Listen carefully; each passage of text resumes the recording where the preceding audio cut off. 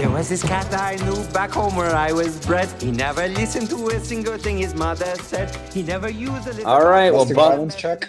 Domestic violence check, mic check, audio check. Here we go. Buckle up, boys and girls, because today we're going to get really fishy. We're diving in deep into a movie that's about this big old black cat. Oh, and you know him, the Cat in the Hat.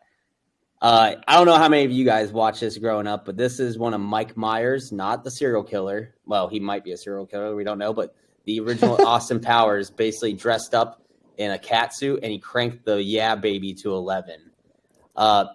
This is a lot of comedic free reign, I think, where we just have a giant guy in a hat and Dr. Seuss, who's quick Gettysburg connection, actually. His nephew went to Gettysburg College.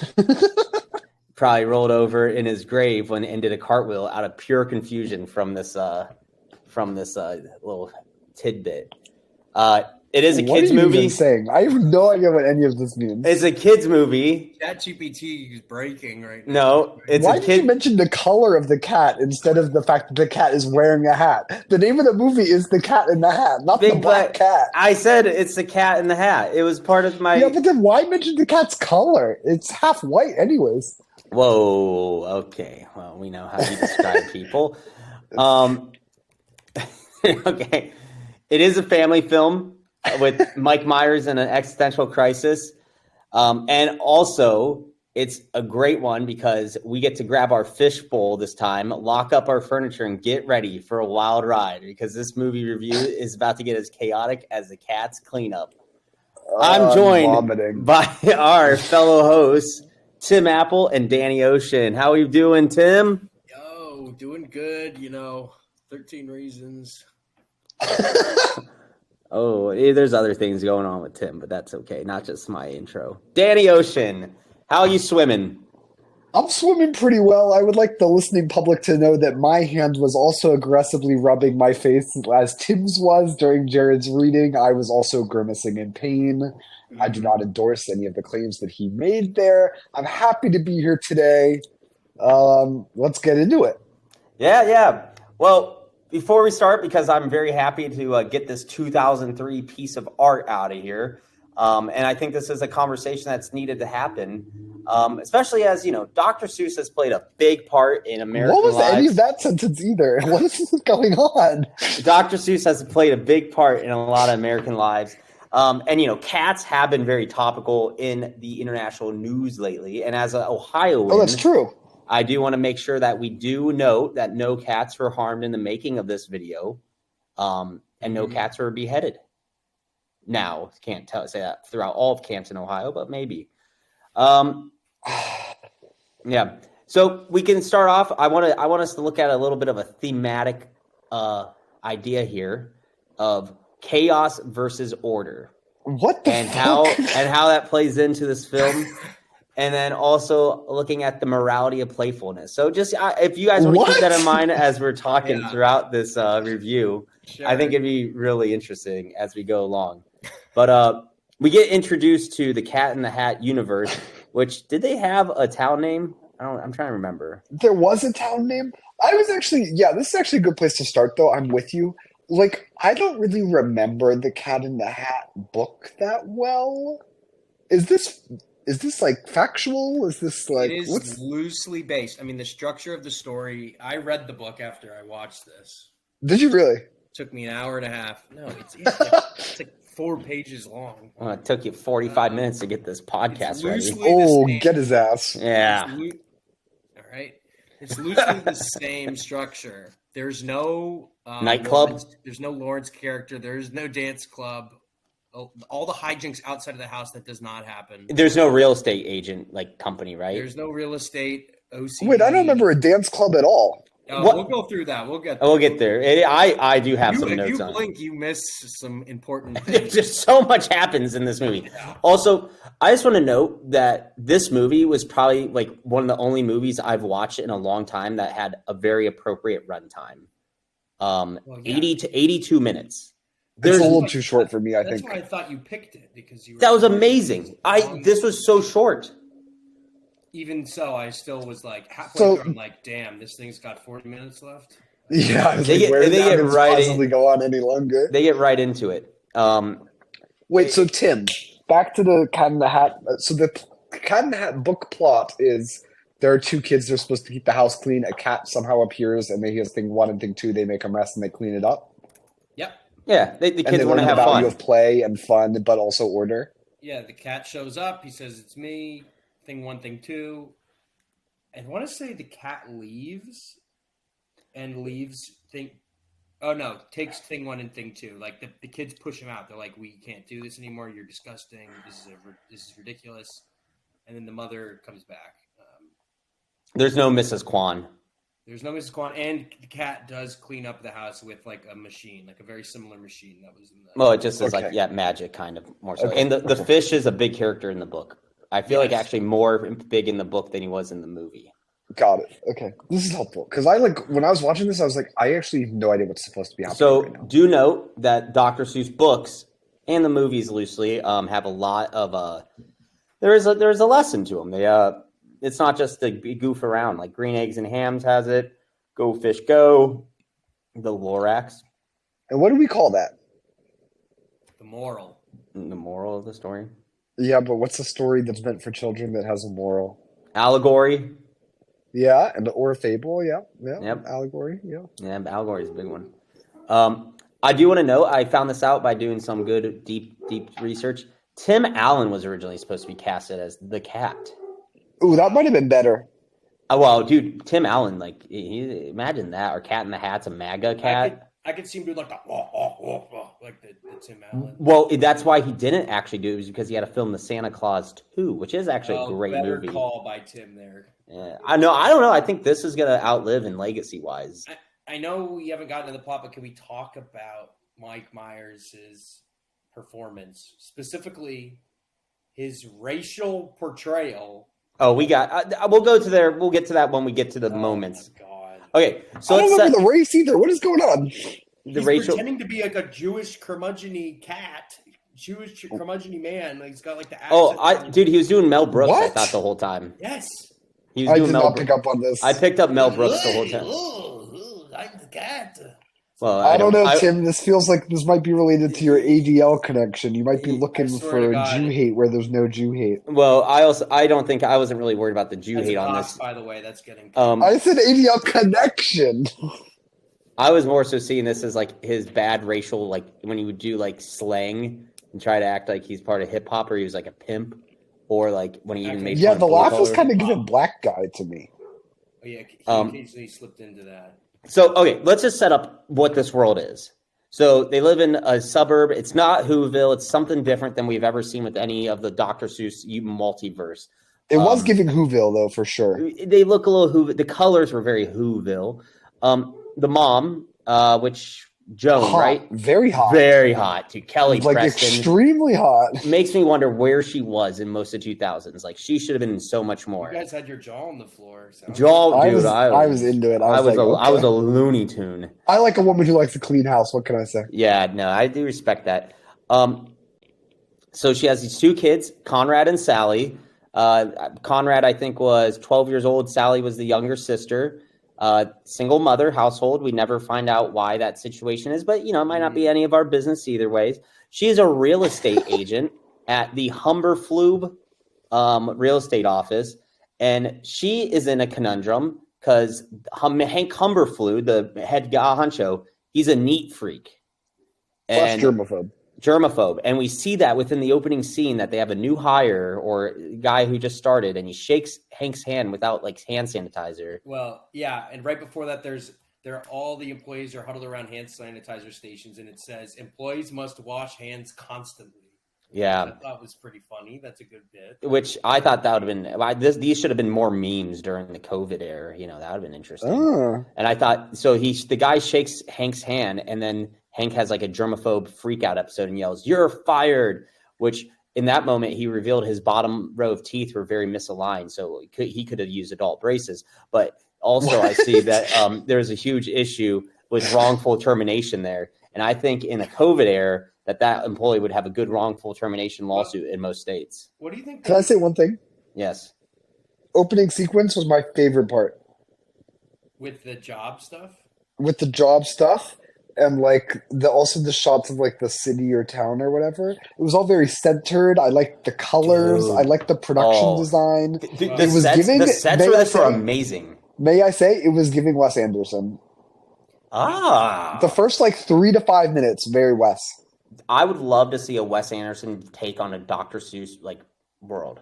I think he could crush it. I think he could crush it. Who And I was think the- this one. I think this one anticipated what that would look like in the very first scene. This was directed by Bo Welch, who did, I think he did stuff with like Tim Burton. Well, That explains that. Yeah. Yeah, he did the Men in Black. He was the director for that. Okay. Really? well, another part of it is I agree. It is the colors are pretty. Like the set design's pretty great, especially in that like opening shot. Yeah. You know the director. Did you see who the director of photography was on this? No. It was Emmanuel Lubezki, who did Gravity. No Birdman, fucking way. The Revenant, and No fucking way. he did Y Tu Mama Tambien. No fucking way. Dude's a legend and was did the Cat in the Hat movie. Bro. But That like is explains it. That impressive. must explain it. Yeah. the rest of the movie doesn't feel like it degrades in quality. Like I don't know. Yes, I'm. This has a lot of, well, it does have its Snaps for moments. that, John. Yeah. Good deep search on that, John. The first is like it's so tight at the beginning, and then the second they get to the house, it kind of waffles. I think. But when we get back into the world, when like they go on they're trying to chase the dog later on, it does reset it, I think. But yeah, you're right. The first 3 minutes is the beauty.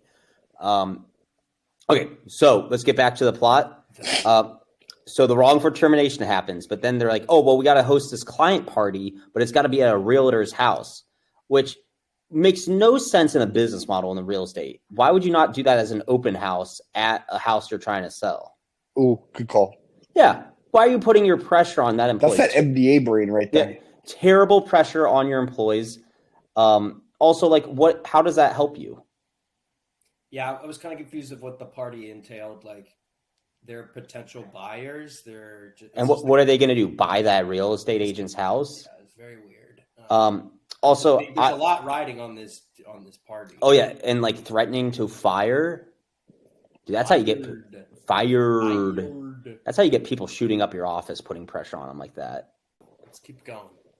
Can we get to the house at this point? Yeah, Joan and her fine ass gets down back to her house to her shitty kids. Dakota Fanning, who I just am so annoyed she was casted so much in the early 2000s. If you remember Dakota Fanning, she was also in War of the Worlds with Tom Cruise. I don't know if you saw that. I did not. I think she did a pretty good job in this movie, though. And the child acting was pissing me off, and then the older brother pissed me off so much. Not just with his character. That was you. I was seeing that older brother. That was like, that's Jared as a child. Yeah, they were way off on kids, but good pick on the mom. So I'll give them that. Mom, hot Yeah, mom. which goes back the casting for female protagonists in the Dr. Seuss verse in the early 2000s, spot on. I don't know if you remember The Grinch. But hot mom. Oh, yeah. The Grinch is suspicious with some of those choices for sure. Yeah. I actually have not seen many of the Dr. Seuss universe films. Well, those are the only 2 live action. The rest are all animated, like the Lorax and probably because they cost them. Horton Hears a Who. Oh, that's a good one too. Did this one do well? Let's see. I saw it in theaters. I also saw. No, you did not. Dude, no, it did not do well. $109 million budget, box office 133. That's not good. I Yeah. have a vivid memory of going to the movie theater and watching. You must have been like 6. Yeah, I was fairly young. This is a scary movie as a 6-year-old and confusing, especially when Alec Baldwin comes through the door. There we go. Get it on plot. Yeah. Wait, Good. what do you guys think of Alec Baldwin's character? And like, Well, are we seeing him as a murderer? Or are we seeing him as an actor in this conversation?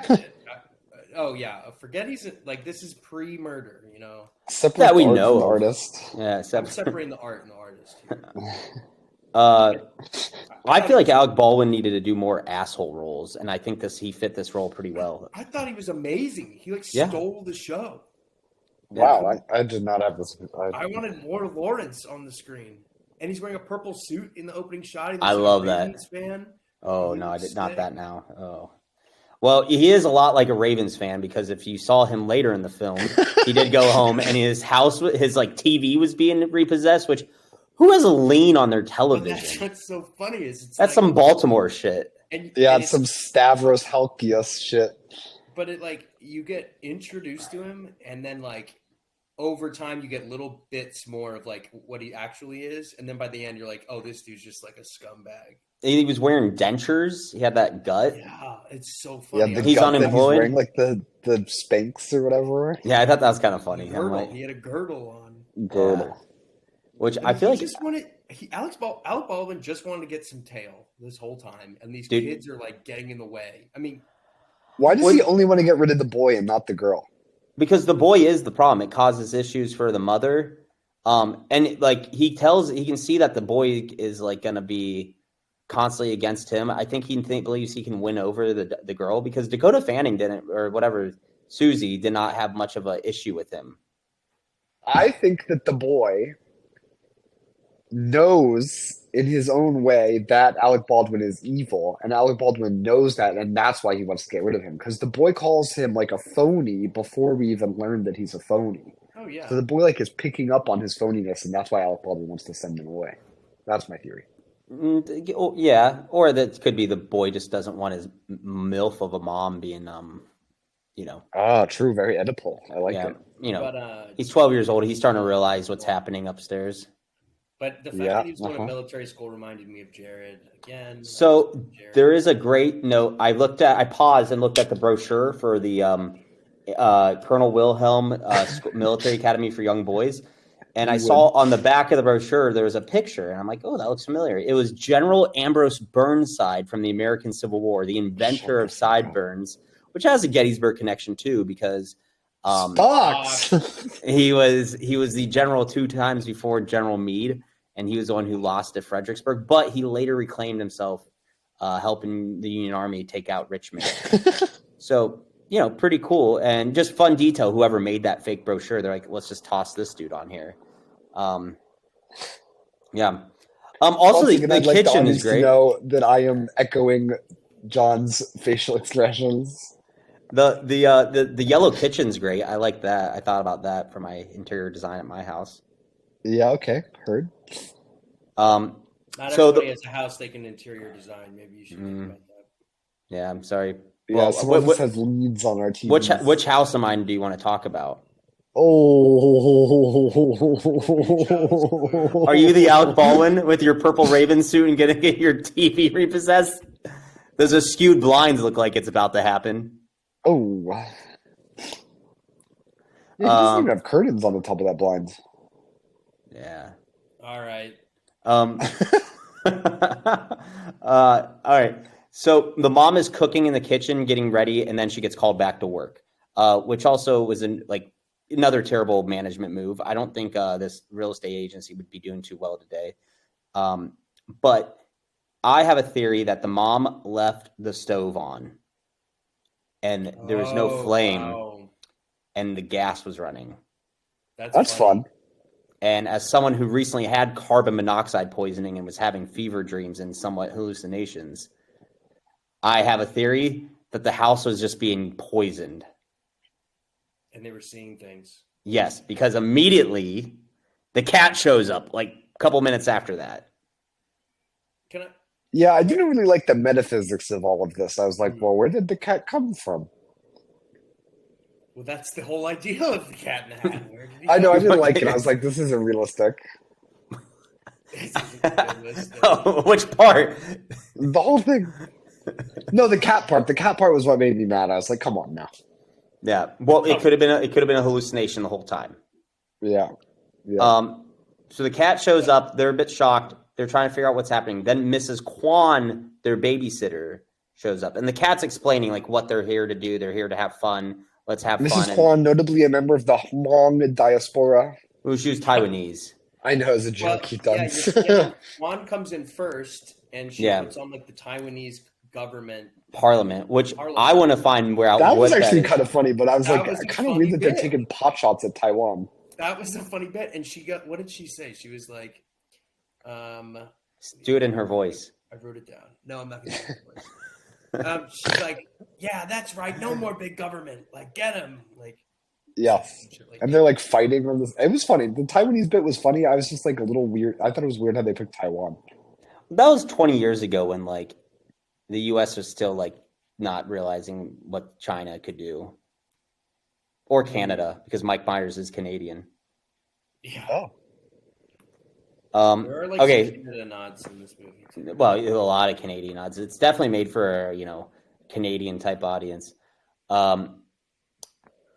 So the cat, he is trying to make them have fun, and trying to talk them into like, hey, we could have a great day. The kids are like, well, we can't mess up this room. We got to make sure the house is neat. But like the kids are bored, and it's funny because these kids definitely like act like they've been like locked up in cages all day, as if like they're hanging out with the ICE agents or something. But like in reality, they've had a pretty stimulating day so far. But the cat shows up, they must have fun. And then we break into like a song and dance number about having fun. I was fun. really unhappy once the scene started. That was when I got mad. I loved it. As a musical person, I love it. A musical person? Did you know this about him, Tim? I did, actually. Yeah. That's when I did my first time check. 24 minutes in. Yep. I was like, oh my God. I don't know if you caught some of the lyrics in that, but there was some stuff about cat neutering. Yes. I thought that was funny for a kids movie because like talking about like cutting off cat. Oh yeah, balls. like the part where the kid is going down the stairs and he puts like the pack of bread in his pants to cover his balls. Oh yeah. Funny. Damn it, we did forget about the ice luge or the the staircase thing luge. is funny. Yeah.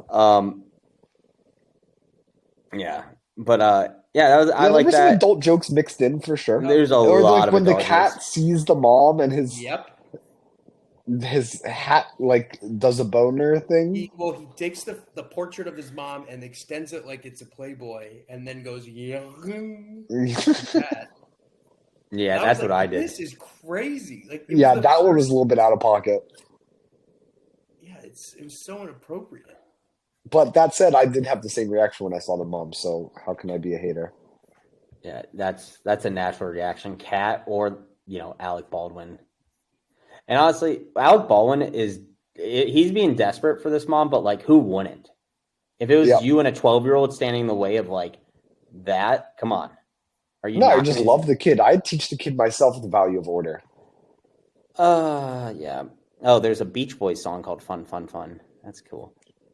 But okay. I also really like the final part of the fun, fun, fun part of it. Is this the musical number that you're describing by fun, fun, fun? Yeah, it's called Fun, Fun, Fun. Where he says, sorry, I tried to block it out of my memory.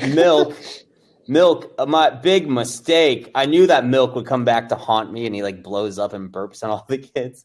And I'm like, I have been in that situation a lot. Shout out Tums, our main sponsor. Tums, that was a good Tums interjection. Heartburn, indigestion, any upset tummies. Just line your tummy with Tums, before, and after.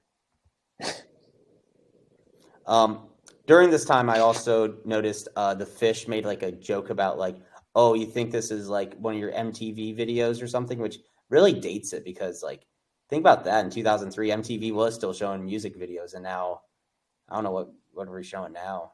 I think it probably just shows like Jersey Shore. Yeah, it really does. They're showing that Rob Dyrdek show. Yeah, all day. It really. Oh, I kind of love watching that sometimes. No, it's my I feel like, didn't we watch that? We did in Puerto Rico. Yeah, we did before, and it's the only thing on MTV. And we're waiting for Jimmy Fallon to go on.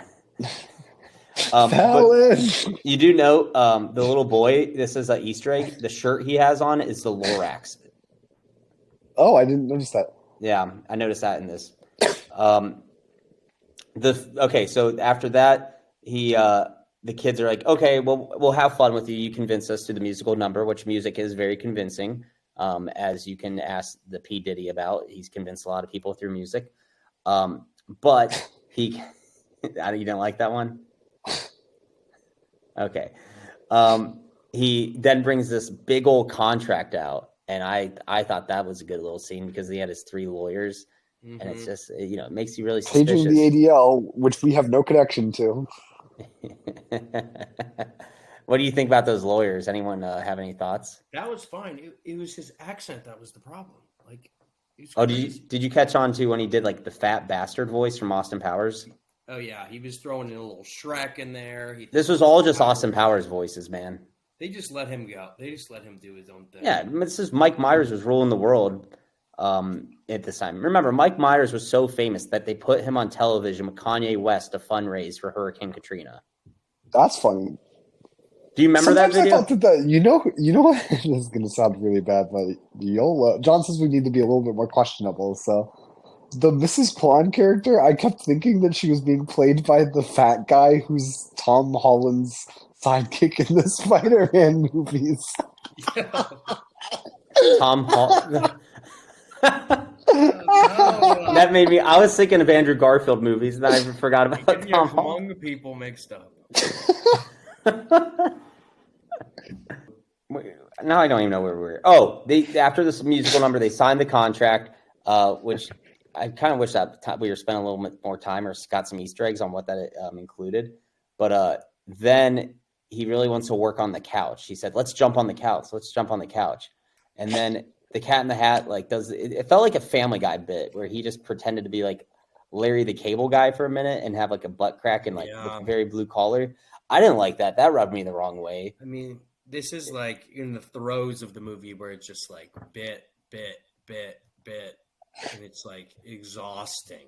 They're all like half baked. It's just so tough. There's that one, and then the cupcake scene where like it's Cupcake ones was terrible. Wait, where you like it's a Martha Stewart show? Yeah, I Yes. guess so. I like that one. And then why does he cut off his tail? Like it doesn't make none of it makes any sense. It's chaos. This is what I was talking about. You guys are missing the whole point. Well, no, it is chaos versus order. I mean, even the first shot of the scene we were talking about, right? It's filmed like Wes Anderson. The cat is carefree and irreverent. The cat like is the opposite, is the polar opposite. Yeah. And like It's just like listening to you recount the plot. I'm like, I cannot believe I watched this. You're like, remember when he goes to work on the couch? And I'm like, what have I done with my life? How am I in this situation right now? But this chaos, you need it. Think of how much these kids, and we'll get to this later, but like think about how much they are growing and learning through this. These were kids that wanted chaos, and as they go through, they're like, no, but okay. Sally didn't want chaos. But she gave into it at points, man. All these type A's, they give into it, and then she realized, like, I do like order, but I like balance. Yeah, that's so true. Because then she realizes, it pushes her friends away. She's not popular. Right, you're right. There's a lot to this movie. You guys are really not. Yeah, for a story that's supposed to teach children something. You're right. It's very deep, Jared. Okay. They do the Martha Stewart cupcake thing. The cupcakes get all over the wall. Which Why does he chop off his tail? It was just the absurdity, man. It's part of it. It's strange humor and like, it's supposed to throw you out. No one thought that was going to happen. They hang the poor woman in the closet. Yeah. That's funny. I like that part. And we don't ever know if there's a Mr. Kwan, so maybe it was a metaphor that she was in the closet. Oh, wow. Yeah. That's funny. Yeah. Thank you. You guys like that better than the P. Diddy. Okay, now we get things 1 and 2. Which is scary, by the way. So scary. Oh, dude. This whole movie's a nightmare. Do you guys remember after this movie came out, like everybody dressed up as Thing 1 and Thing 2? Dude, every ugly college girl's been doing it for 20 years. Yeah, I'd say that's still happening. It is ruined. We definitely saw some of this in an unnamed college not associated with major racism scandal. But I think the movie started that. Like this movie, because no shit, John. But that's just concerning. Like, how does that become the culture? I got aggressive there. Oh, what was that? Well, it was obvious, so man. Upset about the thing because, man, you had us waiting for 40 minutes. You don't think they were terrifying? They looked like they had. I don't know. I can't even. They will stick with me forever. It's terrifying. The same thing as the Who's from Whoville, where it's like the nose is open. Yeah. Sort of and then their cheeks are so overfilled. Yeah, like really. Also, and they're. I wonder what the labor status are. They like how Oompa Loompas are, like enslaved. Oh. Oh, I was talking about the actors. Well, I I don't think actors are slaves. I think they could freely work wherever they please. sometimes not As child long as Alec actors. Baldwin isn't around there with a loaded gun. Imagine if Rust went a different way. Thing 1 and Thing 2. No one would care. Oh my gosh. No, they're Okay, horrifying. They're so really scary. Thing 1 and That's 2 just cause more much. chaos. They just cause chaos and don't do anything that they're supposed to be told to do. And then there's this weird box, which the metaphysics of that also I'm not rocking with either. Stop Like, worrying what the about the fuck? metaphysics. The box, why? How guys does the just throw box meta around. leak a gas that changes the entire structure of reality? What the fuck is going on? It's the mother of all gas. Oh, you're gonna question this and no one this gave Marvel their inspiration of what they could get away with. Dr. Seuss was the head of the Marvel Cinematic Universe. The mother of all messes is basically the Tesseract. So then the dog gets out during this whole chaos because the box opened or they get lost the lock, and how the lock ended up on the dog's collar. The then lock they walked over and then which was interesting. It's a little crab thing, and then they have to put Mrs. The Kwan. crab lock was kind of I was like, that would be a sick tattoo.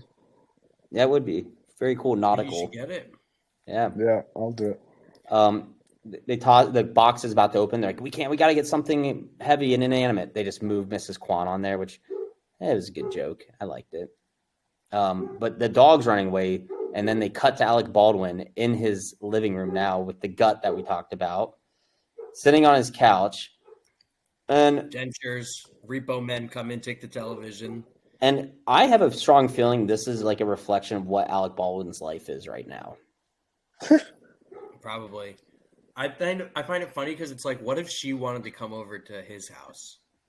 Yes, are they only banging at her house with the children present? No wonder the boy's pissed off. He's playing the long game. No, I don't think they haven't been together intimately. I think he's playing the long because he wants to seem like a gentleman. So he's no, dude. And this he needs to get them out of the house. He's trying to get him to go to boarding school so he can finally get some boon.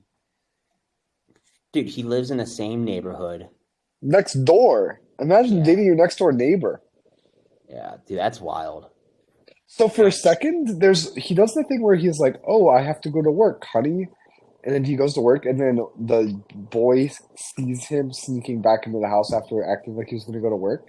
Oh, so that's where you think he knew. And then the cat appeared, and I, for a moment, thought that the cat was in fact the scary man.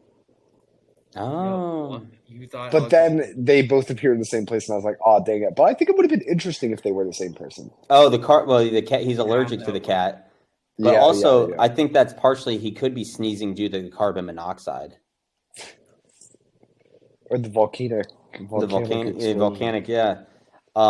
Okay, so now they're trying to chase after the dog. Alec Baldwin calls Joan, says, "The kids let the dog out again. I'll go get it for you, honey." The kids have to go get the dog. And then they have to hop a fence. And I thought it was funny how the cat's like, "I'm gonna use my cat-like reflexes to hop the fence," and then he just steps on the children. That was a cute little thing. But they get over the fence, and he steps on a garden hoe, and then he yells, "Yeah, you dirty hoe!" Yeah, that was crazy too. I forgot about that. Then he grabs the hoe and he's like, "I'm sorry, I love you, baby," and uses kind of a racially motivated voice, I believe. Seymour. To me, I think he was trying to play off like he's a stereotypical pimp, saying "I love you, baby" after verbally abusing the hoe. Even though we're just talking about a garden hoe, we know what he was really meaning. Yeah. The children didn't know. And then finally, they find the dog at this barbecue, and they're like, "Oh, there it is. We'll go get him." And as they're walking by, they look in the window, and there's a birthday party going on. And Susie's all mad because there's, "Oh, my friends are there. Why am I not there?" And then they're like, "Oh, we can't talk about that right now. Don't worry about it." But that's a big moment for her because, I don't know if you've ever been like that, or you heard. Maybe you didn't walk by the party in their backyard, but you heard about something. John, did that ever happen to you? The birthday party. I don't understand what you're talking about. The birthday party. Have you ever realized you were being excluded from something? Yeah, or that you weren't invited. He says no so confidently. But he gets hit by I like when the cat get hit by pinatas. I did put that. Cat Pinata was a great cutaway scene to swinging. Yeah, that was pretty funny. Like, you see a life-size man hanging by the tree. Well, I was a little bit stressed out about that also from an optics angle because I was like, someone's just hanging from a tree right now. It's actually our second lynching in this podcast series. It's Springfield, man. They just cut away to Springfield, Ohio. What was the first one? There was the lynching in the Flintstones as well. And who would have thought Crash was the movie without a lynching? Yeah, seriously. Or Gran Torino. That's the scene where Beans from Even Stevens is in it. Yes, and I was actually very excited to see Beans. That was like I was pointing at the Really? screen like Leo in what's that movie? Yeah, Once Upon a I was Time in like Hollywood. Beans. And Beans almost got just skull crushed by the cat. Yeah. This is the part of the movie where I said this would have been a great opportunity if Donald Trump ever wanted to be like a main character in a movie. Imagine Trump as the cat. It'd be pretty funny. It would probably be great. Yeah, probably be But better I actually. think anyone would be better than Mike Myers. What? I thought Mike Myers did amazing in this. Who would you cast? Who's your dream cast, John? For that. Osama bin Laden as the cat in the hat. Jesus. He has the height. I'll give him that. That's fucking funny. Really Okay. Alec Okay. Baldwin can stay Alec Baldwin. He is perfectly. And Kelly Preston. Kelly Preston, God bless America. Kelly Preston should be. I didn't really notice her like that, but John's not into blondes. Yeah, he can't comment on the appearance of others at this moment. He's not in a safe space. He's gonna get banned. He's gonna get all suspended. get cut, so keep it up. Okay. Who's So Kelly Preston in? Oh, she was in Sky High. Wait, is this the same person? Ooh, Sky High is Slapper. Yeah. Okay. Anyway, Okay. So now. She set my expectations for women sky high, you know what I'm saying? Oh yeah. the cat in the hat's hat. Oh boy. Okay. So the dog gets captured by Alec Baldwin. He ends up being able to grab the dog finally. And they're like, "Oh crap, we got to follow him." And that he's still in his nice car. I don't get how that hasn't been repossessed yet. Like, you're at the point where your television's getting repossessed, which Must have paid it off already. yeah, interesting. Or This is my favorite line he gives. He says to the dog, "I can't believe you whizzed on my taco." That is the funniest line in the movie. And Alec Baldwin, he's killing it. He just delivered it perfectly. I like it when I did like that when the cat says, "Oh, we're gonna take my car," and they like bring a Hummer out and then they take the little curtain off. Great visual effect, by the way. That's weird because like I watched the whole movie, I don't remember that at all. I remember that part. And that was another one where I was like, I don't know if this reality thing is working for me here. And that's part of it. You don't know like if this is real or not. Like, are other people seeing this? I was actually thinking that now it would be a Cybertruck. Oh, that'd been funny. Yeah, true that. Oh, Musk would be in it. Be like, "Here you go, cat. Here you go, cat." It's my Musk. Oh, nice. Thanks, John. Yeah. You want to hear any more impressions? And then he gets everyone in the car and he like does a checklist of like ready to go. And he made his joke. He's like, "What is someone from Czechoslovakia called?" And they're like, Yes, "Czech." that was funny. I actually laughed at that one. And then I thought it was funny because I'm like, "Oh, this is 2003, and like Czechoslovakia is like in recent memory." You guys are so Euro-brained that like even the mention of a European country, you guys are like, bah, bah. No, I just like a little ethnic joke against people that don't really have like, there's no skin in the game. Yeah, yeah. And it was out of the blue. Like these little bits that like, was that written in there? You think, or is that like you think that was a little impromptu Well, it's like that ad one lib? and the Taiwanese joke were written by the same person for sure. Smart people is what you're saying. No, racist people. This is a moment I really liked it that this like that prop of the car, all these set designs in this like high speed chase, and they get into the town, and the practical effects look amazing. Mm-hmm.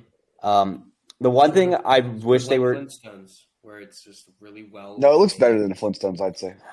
no, because I'll get to this. I'm getting to this right now. The CGI when they did use it, it was bad. Even In for this 2003. Like, dude, the fish looked terrible. Oh, Fish was horrible. Hated the Fish. I didn't have that big of a was problem with Daniel. the Fish. Daniel is the Fish character. Oh, you're being the Fish tonight. You really are. Jared's the kid. Daniel's the You're fish, definitely I'm the cat. floundering. Yeah. It was a good bit. I'm right. Yeah. I'm right. Oh boy. Okay, so they get into the town, and like Alec Baldwin's about to go turn the. Like, I cannot believe we're recounting this right now. Like, it's so ridiculous. He's about to go walk the dog into the real estate office, which he's an idiot because like Mr.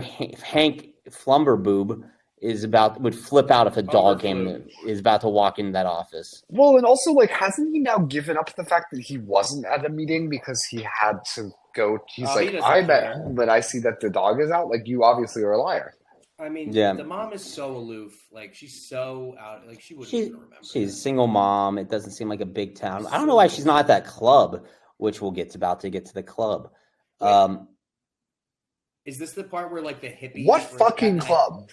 We're about to get there. The cat in the hat is like in a hippie outfit. Well, he hands out a folder. He's like, "Hey guys, I got backup plans for this." Will you like sign my petition, man? He says, "Plan A, create a total mess of the house. Check. Plan B, ditch the kids. Blame it on the kids. Plan C, create a distraction for Lawrence or whatever."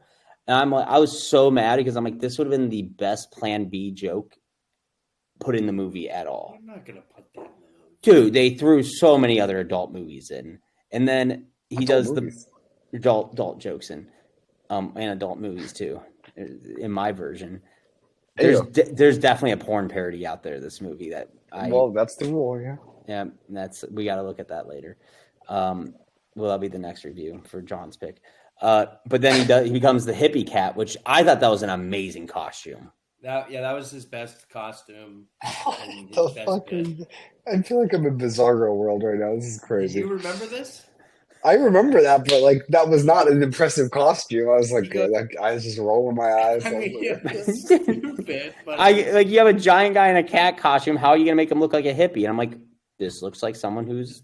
It's better than the plumber outfit. It was better than like the dancing fruit lady. One. Yeah, I don't know what you call those.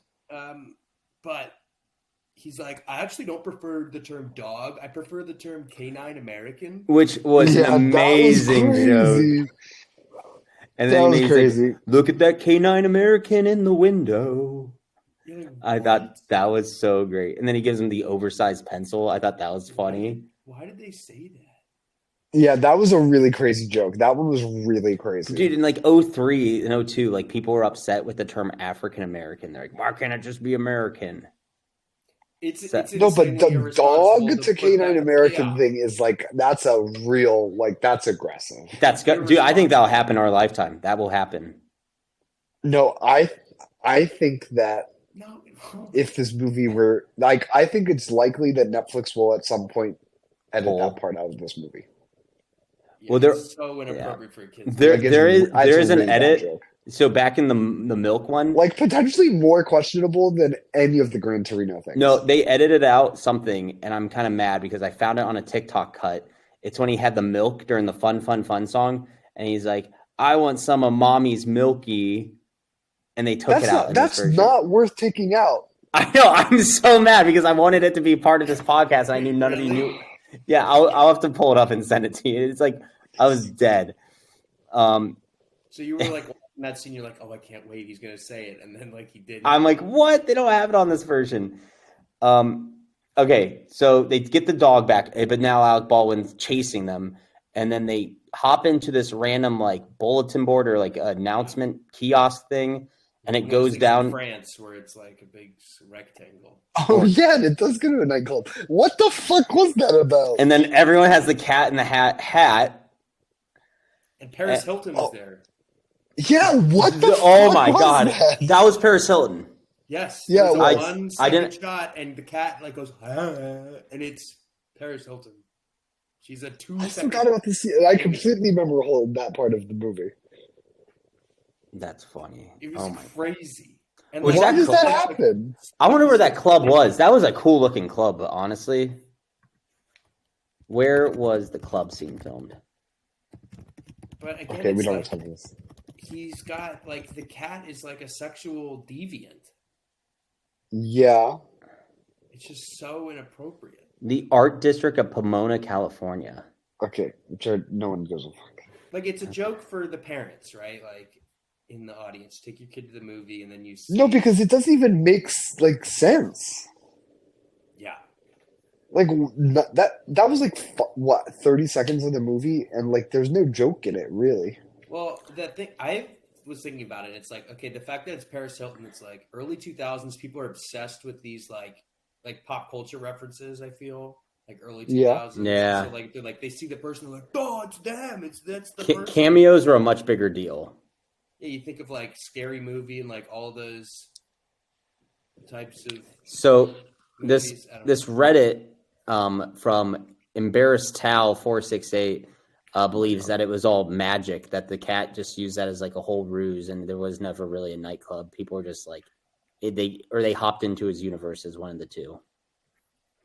And the nightclub it existed. They just went there. They visited it. I don't know, man. Based on what I know about the population of that town, it does not seem like it could support a nightclub of that capacity. Anyway.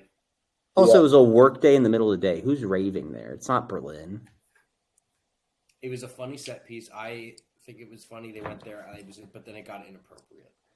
Yeah, it was cool though. I liked it. I liked Danny forgot about it and then he remembered it. Horny Cat and Club was my last note. I totally forgot about that. Okay. I think because it just didn't make any sense, so I just like had to forget about it in order for the movie to stay as a cohesive whole in my mind or something. Now they're all racing back. The car. What did they steal? The car or what? They stole Baldwin's car, which all these kids were driving. No, they call the cops. And the cops are thing one and thing two. Why did we? That was a great scene. We're about to get. That was actually pretty good. They steal Alec Baldwin's car, the cat and them, and then the cat's like, "We gotta get them." And then Joan hops in the car, and Alec's the passenger. And then they're in like a chase, and then the cops take out Joan, and then the thing 1 and 2 are the cops, which I was getting a lot of Super Trooper vibes right off the bat with that. I don't know if you guys were getting that because that came out very close to that same time frame, and I think they were trying to play off it a bit. Well, we've had cops also in Crash and in Gran Torino. Imagine if the Crash cop scene went down with thing 1 and thing 2. Well, I can't believe Joan wasn't helping the cop out with the choking situation. Then the other part is Alec Baldwin just steals the motorcycle, I think he steals the cop motorcycle. The thing 1 ate the ticket or her registration and would start choking. Right. Thing 2 is trying to save him. Joan's just sitting there and be like, I don't have time for this. Joan was funny. She played it like straight and was like. Oh, and then Alec Baldwin steals the motorcycle, which it seems like something Alec Baldwin would do in person. Yeah. No, he went off script for that for sure. That was. He probably kept that motorcycle. Which he didn't even check to see if the motorcycle was a real motorcycle before he got on. Yeah, Mo. That's a joke. That shows. I like that. Shows a lot of white. I think that showed a lot of white privilege in that scene. So true. Actually, everyone in this movie was white except for Mrs. Kwan. And the cat, as you mentioned earlier. No, you mentioned the cat is black. Oh. Well, there were K9 Americans in this movie. Yeah, that's such a bad joke. He just did not say that about K9s. Jeez. What? That was the joke they're going for. They're trying to make but it's a bad joke. Okay, so they all get back to the house. They beat Joan and they get back to the house, the kids, and the mother of all messes has been released. Mrs. Kwan is now like a log flume ride. Right. Yeah. I can't believe that they like so obviously advertised for it being a Universal Studios amusement park ride. Dude, I love that break of the fourth wall. I thought that was I hated great. it.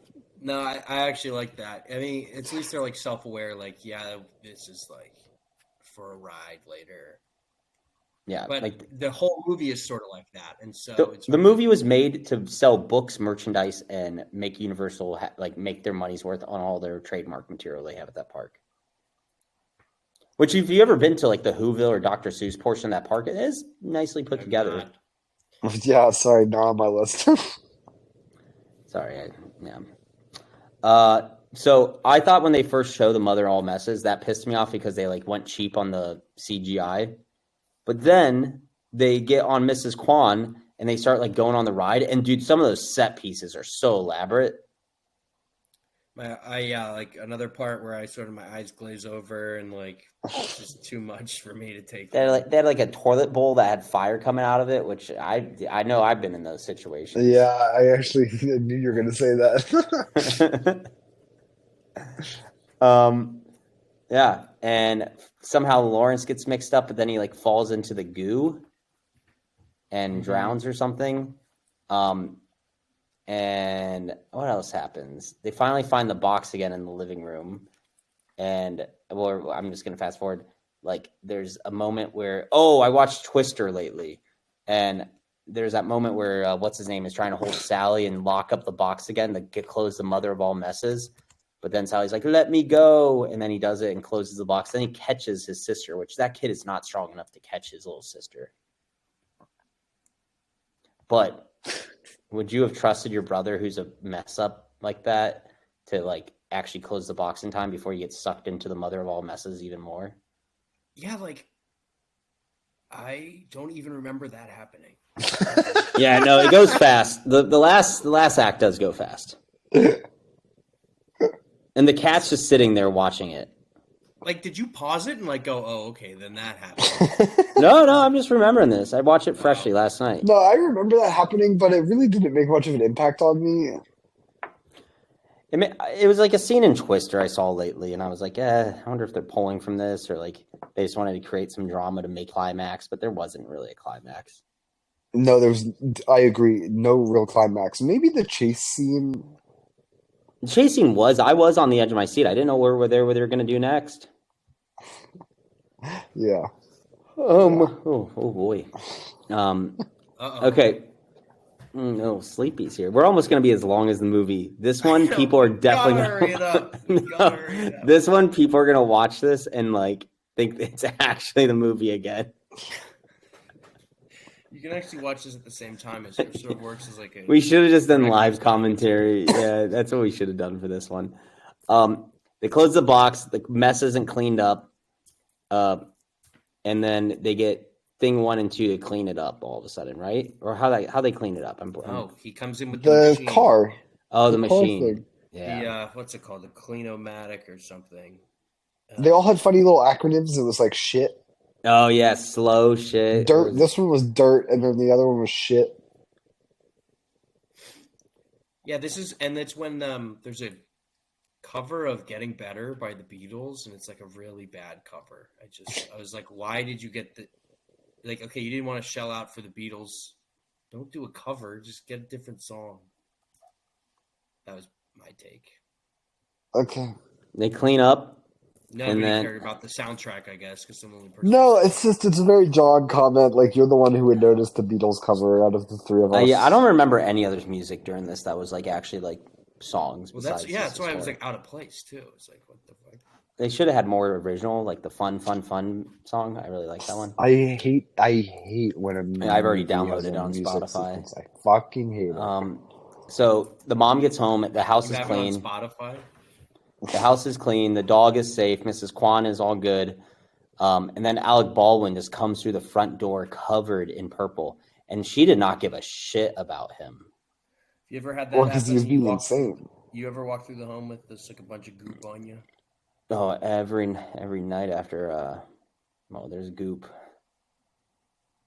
How often do you get goopy nights? I feel like he's in the middle of a goopy night right now. No, he's not getting any goopy tonight. No, but he's having like I walked through the door covered in goop type moment. Get the fuck out of here. I don't know what you're talking about. Just check the chamber. Have you ever felt like fire. you've had a moment like that, though, where you walk in and you're like, I feel insane, I'm covered in goop, and no one's going to believe me? Has this happened to you? Daniel, there's been moments where that's happened, but I know you don't feel like you're insane. No, I figured out like the day after. 2 days later. Yeah. I go, fuck. You've had goopy nights where I feel like I have a goopy moment like at least once a day. yeah. Alec Baldwin was clearly having a mental health episode there. They just totally ignored it. It's true. And That's what I'm saying. He's having a goopy moment. I've had a few of those. But talk about like fumbling the bag. Like, dude, Lawrence, look at the long game. Like, you can still fix this. Go home and take a shower, and then like act like Well, then he's like trying to say it's the kid's fault, the son's fault, and she's like, my son's not a fuck up. It is their fault, dude. The son, yeah, it is totally their fault. The son almost caused her to lose her job. Think about that. Mm-hmm. These kids have such first world privilege. The daughter went along with it too. Yeah, but she is not absolved of these sins. I give her that. But the son was the one who instigated problems more so. The daughter's version of fun would have been like playing on that weird scheduler she had. Yeah, the BlackBerry. It wasn't a BlackBerry. It was something else, like a Palm. I don't know. Was this 2000? Palm Pilot. You're right. It was definitely Palm Pilot. Yeah. Yeah. Man, throwback to some technology. Yeah, I was gonna say Blackberries are on mind, but I think the Kelly Preston or Joan made a very dangerous move, like just tossing him out the door like that without any consideration for his feelings. The guy's next door. What is he gonna do? Come back. Yeah, and like bad. He's having a mental health episode. That's like John. That's like when you used to tell your homeless people to get out of your alley, and you're really mean to them, but like they're coming back to your alley. Yeah. And they're pooping in that alley. Oh, yeah, I forgot they pooped in it. That sucked. Yeah, man, it smelled bad. But yeah, Alec Baldwin's going to do worse. Possibly shoot you. And then the movie ends with the cat doing his little voiceover reading of the children again. I like that. Well, and they're well-ordered children. Yep. They're not bedwetters. There's a key or point. Type A. There's a key point. You're talking about when he does the voiceover at the end? No. Yeah. Dan just said no. What the hell are you talking about? He did do the voiceover. The cat was the narrator. I was talking about the thing where he does the thing where he puts it on their forehead and it tells them that they're good kids. Oh, right. Yeah. Oh, that. Yeah, the voiceover thing at the end was funny. Actually, I kind of liked that. Yeah. Well, right before that, the mom kind of gets to the crux of the whole film, right? She goes, "So what did you kids do today, huh?" And then it pauses, and that's when the voiceover comes in, and the cat goes, "Well, what would you say if your mother said that?" Yeah. And then it's not really a good way to end the movie. Well, that's how the book. I looked it up, and that's how the book ends. This kid really did research. The book ends with sort of an open-ended. What should you do? And it's supposed to be like you do a picture book and you read all this and then the kids, think about it and they talk about it. So like the moral ambiguities or whatever and what the right thing to do is. And so what would you guys do? Tell your mom. Well, I think would lie my ass off. And see, that's fucked. If I told my mom that story, she would hit me. So I actually have a very J.D. Vance-like take on this whole premise. You guys have been teasing me a lot, calling me J.D. lately. And I said, well, what would J.D. Vance say about this film? And, he's a very big family guy, not the show, the values. And I think he would really attack Joan for being a single family mother. Values in a sense. Yeah. And I think he's going to talk about how this whole Cat in the Hat idea is really based on the absence of that mother.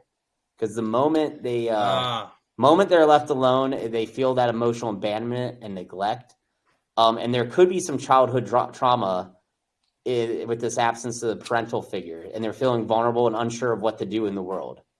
There's no father. The mother's, the work, which, you can't blame the mom. She's trying to provide for the family and trying to, give them emotional stability. But the cat isn't real. It could be the carbon monoxide, or it could be a manifestation of all this internal turmoil of these kids. Mm-hmm. And it's all just projection. And all this is like, they're just their imaginary friend on how they're going to, cause this is this why mess. you're pro, the nuclear family or something. Like, Well, the mess is just all the emotional baggage. wow. Yeah. Things 1 and 2 are just chaos and like anxiety and panic. Like think of sometimes you feel in a state of like when you don't have control. Aren't things 1 and 2 just running around doing the exact opposite of what you tell them to do? Sure. Yeah. I like that. Yeah. I think you're on something there, JD. Okay. Hear me out on this part 2. The fish. Oh, no. The fish. I was hoping we could go without talking about the fish. The fish, which I think if this was recasted today would be John Mulaney. Good call. Yeah. I think he was right in their heads the whole time. But think about this. Every time the fish would tell them, like, hey, guys, don't do this, they would just suppress him, put him in a jar, put him in a toilet bowl, threaten him. And, Yeah, he's like the superego. Yeah. In the Freudian. Yep. Wow. And then, your destructive impulses, the thing 1 and 2, and the cat are just taken over. And who can say that with a lot of children who grow up in environments where, there's an absent parental figure or any guardian type figure? But I think maybe you're projecting about the fact that your mommy was at an amusement park when you were a little boy. Yeah, that could be true. And I could have, my mother of all messes. I don't know what my mother of all messes is. Is that a haircut? Oh, okay, John. Okay. Strolling. No, that's a very good point, Jared, and I didn't even consider that. Yes, this was deep. It's a really good reading into this subject. Except the problem with the reading is that the outcome is something like women should always have a husband so they don't have to go to work and abandon their children. And that's a little sketchy. That's JD Vance's take. I view it as they do realize hey, there are consequences to their actions, and sometimes you need to clean up after all this trauma. Yeah. Now to them it happens very fast, but in your world, kids acting up between the ages 10 to 16, they don't realize maybe till they're a bit older when consequences happen. I need to clean up this trauma and address it. So this goes back to that idea of the morality of playfulness and the chaos versus order of the whole movie. I thought you guys would pick up on that more. I agree. Chaos versus order. I never sort of attribute it to a trauma sort of thing. Yeah, the trauma thing is throwing me as well. Yeah. I thought it was more just generally speaking, chaos versus chaos versus order. And I don't even know if chaos versus order as much as fun versus being serious. It's fun. Yeah, it's having fun or maintaining order. Yeah. Well, it's But there are no consequences. My biggest gripe is there are no consequences. Well, I think they learned that there could have been. I think it's crazy that you would tell your mom, John. That's a crazy answer. You could live with the guilt. Dude, I wouldn't tell my mom that I was hanging out with a giant cat all day, or else I'd be out on the street with Alec Baldwin. She wouldn't care. Yeah, this mom's a huge pushover. You gotta have a better relationship with with your mom. I mean, they're talking about trauma. You gotta be comfortable enough with your mom to tell them. Something fucked up happened in these kids' life to let this mom be such a pushover with these kids. I don't think she's that much of a pushover, really. The kid almost ruined her dress, and he went sled riding in the house on the most important day of her career. Well, shouldn't have left him unattended. I'd lock him in the basement if he did that. God damn. Now that's trauma. Yeah. Or go send him to Mrs. Kwan's house where they can go fight the Taiwanese parliament or whatever. Yeah. This all goes back to the bad business practice of the real estate agency for trying to host something at an agent's house. Yeah. Terrible. Pick a neutral venue. Yep. But yeah. I guess we've been casting the rail out here a lot and trying to get a lot of bites off this fishing adventure. God damn. Yeah. I didn't catch any goldfish, but I think we definitely caught a new perspective on Dr. Seuss, who started out as a World War II propaganda artist. If you ever want to look up funny caricatures that are potentially racially insensitive, or actually go look up Dr. Seuss World War II stuff.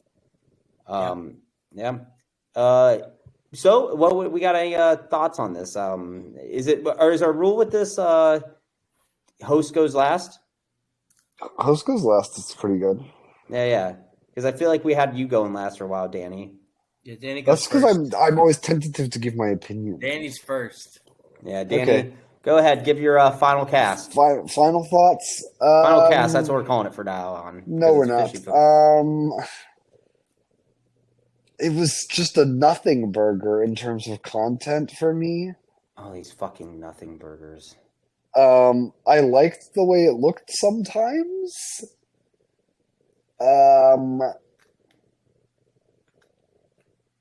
It also, like, I was pretty immersed at times, I will say, like, in, like, a brain dead kind of, like, I just took a Xanax and had a beer kind of way, which was, like, slightly enjoyable. So I gave it a 3 out of 5. Wow, that's a good score. Nice. My take, I think, the original Cat in the Hat, the book, has this whimsical charm about it. And a true lesson. The movie just strays completely away from it. It's just chaos. It focuses too much on the chaotic bits that the cat does. And it just loses the morals of the story between what we were talking about, right? Like having fun and maintaining order. And once the characters sort of like get to the point of the story, it feels like it's an afterthought and it's like, oh, it's over. Movie's over. That being said, Alec Baldwin is the saving grace of this film. He's fucking hilarious. He put his heart and soul into this thing. It's just, I hate, who the hell played the cat? Mike Myers. Mike Myers. Oh my gosh. Forgot his name. Hated Mike Myers. Just hated it. And yeah, the same thing with Danny. My eyes glaze over pretty consistently in this movie. I'm giving this a 2 out of 5. Wow. Damn. Well, Because he's a Cat in the Hat originalist. One because it was short, and another because it looked pretty. oh, that's why they get 1 point. So I got 2 points. Okay. Very much agree on. I thought this was a very appropriately linked movie. Perfect with the Dr. Seuss world. I think it brought a 21st century spin to the Dr. Seuss tale very well in a visual medium that was beyond just the book. I do agree. I'll concede that there are points where, they a little bit go off the rails, but I think those going off the rails brings it into what would a Cat in the Hat be like in real life. I love it that they made this live action because imagine how crazy this would be if a giant furry came to your door and trying to do this. Yeah, we should talk about furries a lot earlier. I do like how they sent it. They really did try. They went full out, and that's what I respect. Visuals were amazing. The plot was good enough for what you had to do. They weren't trying to be something that they weren't. They were very self-aware of this movie, and that's why I respected it a lot. Casting was spot on. Set design, spot on. CGI could have been better, but I understand they were probably limited on this, and they just said, let's just go for it. And I think they got what they needed. If I was ever like an English teacher in high school, I would have loved this to be like my last week on the curriculum for the last week before winter break. What? Every Cat in the Hat. We had Socratic seminars In high school? Oh, like for 9th grade, not for like seniors. Ninth grade? I would pick Cat in the. I would pick Cat in the Hat over the Scarlet Letter, and really make him dissect it because there's so much more morality to talk about in this than in so many other books. Maybe not Scarlet Letter. That's a good one because it talks a lot about McCarthyism. But I would take this over a lot of other reads we had to do. And then really dissect it for several days and let them watch. Did you say McCarthyism? Several days. Yeah, I don't know. And then let them watch I it don't on the think final this day guy before talks about holiday break. McCarthyism considering it was written before that. Cat in the Hat? You said McCarthyism. Yeah, the Crucible. You said the Scarlet Letter. Oh, I'm thinking of the Crucible. Neither of those are about McCarthyism. The Crucible is about McCarthyism. Which one's about the witch? One of them is. Neither of them are. It's all metaphor. Which one did Arthur No, Miller it's not. write? They're both prior to McCarthyism occurring in history. Yes. The No, original book? the Crucible was written in 1953 during the height of McCarthyism about the Salem witch trials, and Arthur Miller wrote it about. He was basically making a parallel to McCarthyism. So you're wrong. Okay. You're wrong, and that's why Arthur Okay. Miller got blacklisted. But okay, we got to read the Crucible in my high school class. But the Cat in the Hat would be part of that class. God, hurry up! Okay. With that being said, this movie has a lot to provide and is able to do in such a little time that no film can do often anymore. That it gets a 4.5 out of 5 for me. And Mike Myers, I think he was the perfect casting. Alec Baldwin, perfect casting. Kelly Preston, perfect casting. I will watch this movie again one more time before probably the end of this calendar year. And The next 2 months, you're gonna watch this again. yeah, I'm going to think about it again because there's childhood trauma, there's possibility of carbon monoxide, and you guys didn't think about it that hard. You guys tuned out. You said, "I'm going to watch this. It's a stupid kids movie," but you know what? Your movies are the stupid kids movies. So, yeah. So keep casting real, man. This is what it's about. And look at all the talent. But at some point, just give it up. Bro. No, look at the talent that came from this film. Obviously, it wasn't stupid people in this film put behind it. Except for Mike Myers. Mike I feel Myers. like I'm covered in goop right now.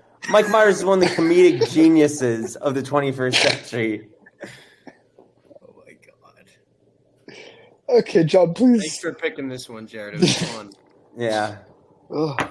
Okay, I'm sort of at a crossroads because my film I don't think is streaming on any like service.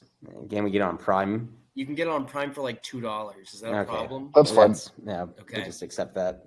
We're gonna watch The Last Boy Scout, Oh. starring Bruce Willis, Halle Yeah. Berry, and Damon Wayans. This is a football movie. I don't know anything about this. I've never heard of this. Have you This seen is a it, Jared? 90s classic. You seen it? Yeah. It's been a long time. Like Yeah. I saw it a long time too, so I think you guys are gonna enjoy it. It's a good action movie. We haven't watched any action movies yet. So That's a good point. there's a lot of action in Cat in the Hat. yeah, there's action of me pulling a gun up to my head, and really like the most racist thing we've seen yet with the dog thing. Canine Americans, That was more racist than anything in Crash. Yeah, I'm with him. even more than Sandra Bullock. All right, since this episode's about 3 hours long, The movie was an hour and 18 minutes.